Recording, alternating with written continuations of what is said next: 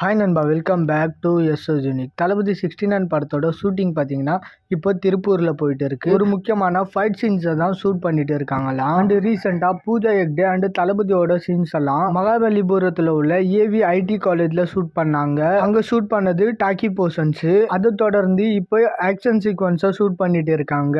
And fight choreographer பண்ணுறது அனல் அரசு மாஸ்டர். அண்ட் லாஸ்ட் ஒரு 10-15 வருஷத்துல தளபதி படங்கள்ல எனக்கு ஃபேவரட்டா அமைஞ்ச ஆக்ஷன் சீக்வன்ஸ்னா தெரி படத்துல இருக்கிற ஒரு 3 ஃபைட்டே எனக்கு பயங்கரமா பிடிக்கும். மவுண்ட் ரோடு ஃபைட்டா இருக்கட்டும், காஃபி ஷாப் ஃபைட்டா இருக்கட்டும், தென் ரைன் ஃபைட்டா இருக்கட்டும், மூணுமே தரமா இருக்கும். பட் கிளைமேக்ஸ் ஃபைட் மட்டும் எனக்கு ஒர்க் ஆகல. தென் தெரிக்கு முன்னாடி எடுத்துக்கிட்டா கத்தி ஃபைட் தான், interview fight, voltage home fight, மெயினா காயின் ஃபைட்டு வேற லெவல்ல இருக்கும். கத்தி படத்தோட ஸ்டெண்ட் கோரியோகிராஃபர் அனல் அரசு மாஸ்டர் தான். தெரியல ஒர்க் பண்ண திலீப் சுப்ராயன் மாஸ்டர் தான் the greatest of all time படத்துலயும் ஒர்க் பண்ணாரு. பட் தெரிய அளவுக்கு ஒரு ஆக்ஷன் சீக்வன்ஸை the greatest of all time படத்துல பண்ணாரான்னா எனக்கு பர்சனலா இல்ல. சோ அட்லீஸ்ட் இப்ப கத்தி மேஜிக்க அனல் அரசு மாஸ்டர் இப்ப தளபதி 69 படத்துல ரிப்பீட் பண்றாரான்னு பார்க்கலாம். அண்ட் எச் வினோத் அவர்கள் ரீசெண்டா ஆக்ஷன் சீக்வன்ஸ் எல்லாம் கொஞ்சம் சொதப்பிட்டு இருக்காரு. ஏன்னா தீரன்ல பஸ் சேசிங் ஃபைட் பாத்தீங்கன்னா அவ்வளவா பரபரப்பா இருக்கும். அண்ட் வலிமையில அந்த பஸ் சீக்வன்ஸ் எனக்கு ரொம்பவே பிடிச்சிருந்தது.